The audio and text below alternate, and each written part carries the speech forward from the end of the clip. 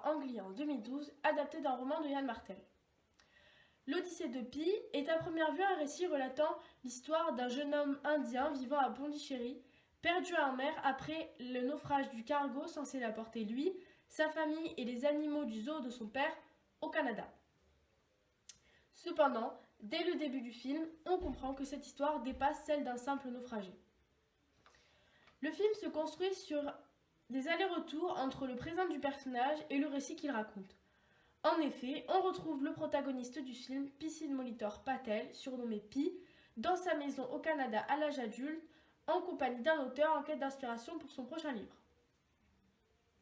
On se rend compte très rapidement que la religion, la croyance, la foi, la spiritualité, la divinité sont les piliers de ce film. Durant tout le film, il y aura des références à ces thèmes. Par exemple, dans les premières scènes, on découvre que Pi est hindouiste catholique et qu'il a aussi pratiqué la religion musulmane. Je pense que ce récit peut se découper en deux parties. La première raconte son enfance à Pondichéry. On découvre un enfant surprenant, passionné par ce qui l'entoure et par la spiritualité, en quête constante de sa foi. La seconde est complètement différente. Elle commence au moment du naufrage. L'ambiance et les décors changent du tout au tout, le ciel s'assombrit, la tempête arrive, les personnages ont peur. L'aventure du héros commence à ce moment-là. Dans ce film, tout est une métaphore. Les plans montrant le zoo du père de Pi à Pondichéry peuvent nous faire penser au Jardin d'Éden, lieu original du premier homme Adam, père de l'humanité. L'aventure en plein milieu de l'océan Pacifique du personnage en quête de terre ferme peut nous faire penser à une sorte de voyage spirituel pour Pi qui est à la recherche de sa foi. Même les animaux sont des métaphores, ils ont chacun leurs caractéristiques qui peuvent nous amener à les associer à d'autres personnages du film. Je pense qu'il y a deux façons de regarder et interpréter ce film. Comme je l'avais vu pour une première fois quand j'avais environ 12 ans, j'ai pu le regarder des deux manières. La première est plus évidente, il n'y a rien de très particulier. C'est l'histoire d'un jeune Indien partant pour le Canada avec sa famille et les animaux du zoo de son père en cargo. Au cours de ce voyage, le cargo fait naufrage emportant l'équipage de Pi et sa famille. Il se retrouve alors sur un canot de sauvetage avec un orang-outan, un zèbre, une hyène et un tigre du Bengale. Très vite, les animaux s'entretuent, laissant Pi pendant 227 jours avec un tigre du Bengale pour seule compagnie. La deuxième est plus compliquée à interpréter. C'est le récit d'un petit garçon en pleine recherche de sa foi, vivant une aventure exceptionnelle, semblable à celle d'une quête spirituelle. Il se retrouvera pendant 227 jours sur un canot de sauvetage face à lui-même, remettant son destin entre les mains de Dieu. Dans la première interprétation que j'ai faite, il est en compagnie du tigre du Bengale et dans la deuxième, il est face à lui-même. On peut remarquer que dans aucune interprétation, je n'ai dit qu'il était seul. Face à lui-même prend dans ce film tout son sens puisqu'il se découvre d'une manière spirituelle. L'élément clé du film est la tempête. En tout, il y en aura deux. La première qui fait chavirer son cargo et une deuxième qui le privera des vivres nécessaires pour survivre et qui l'obligera donc à s'en remettre à Dieu.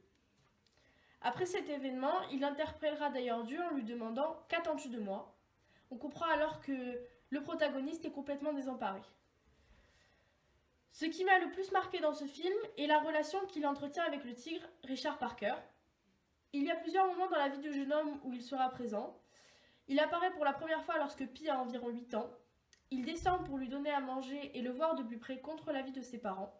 Pour le punir, son père le force à regarder Richard Parker dévorer une chèvre devant ses yeux. Pi tentera alors d'expliquer à son père qu'il voit quelque chose dans les yeux de l'animal, ce à quoi son père lui répondra « Dans ses yeux, ce que tu vois, c'est le reflet de tes propres émotions. » Cette scène marquera une rupture dans l'enfance du petit garçon. Pi adulte dira qu'après cette scène, le monde avait perdu de son enchantement. À partir de ce moment-là, il perdit son innocence et commença à avoir peur du tigre ou peur de son côté animal. Cette peur ne le quittera jamais, mais elle s'atténuera. Au cours de leur périple sur le canot de sauvetage, Pi est obligé de se construire un radeau attaché au canot pour échapper à Richard Parker. Le côté animal prend ici toute la place et le côté humain est obligé de se mettre en retrait. Dans chacune des interprétations que j'ai pu faire de ce film, leur relation m'a touchée. Ils ont besoin l'un de l'autre pour survivre. Richard Parker a besoin de Pi pour se nourrir et Pi a besoin de Richard Parker pour être stimulé.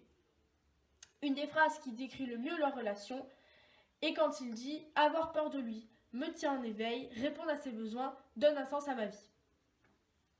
L'humain a peur de son côté animal, mais le fait de devoir répondre à ses besoins lui permet de survivre.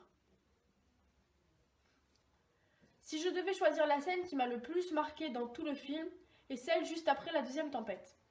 C'est à partir de ce moment-là que l'humain et l'animal commencent à s'apprivoiser l'un et l'autre. Tous les vivres sont perdus, ils n'ont ni eau potable ni à manger, ils vont donc probablement mourir. Pi s'approche alors du tigre épuisé et lui met sa tête sur ses jambes pour le caresser. C'est le premier contact physique entre les deux.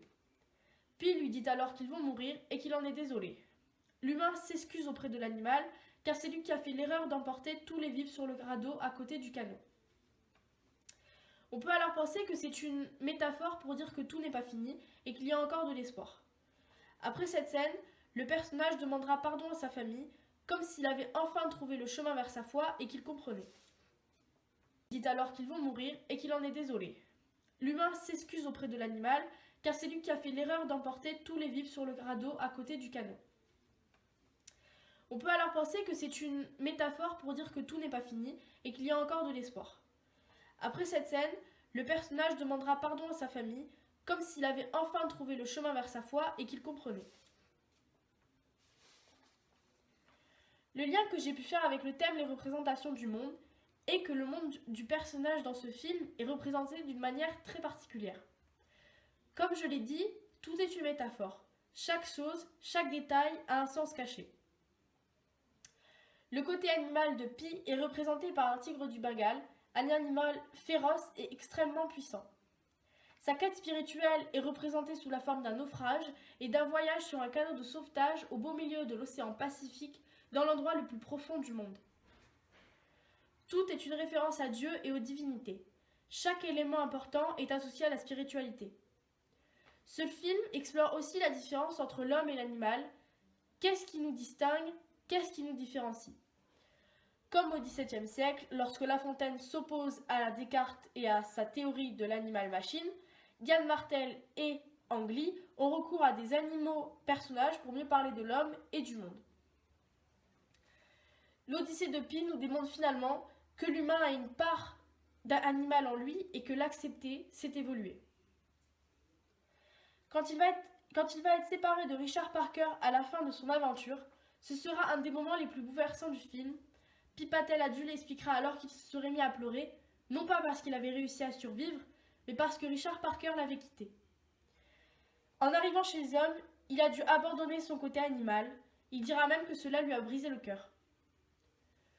Pour conclure, je dirais que l'Odyssée de Pi est un film qui pousse à se questionner sur le vrai sens de la vie, peu importe la manière dont vous préférez l'interpréter.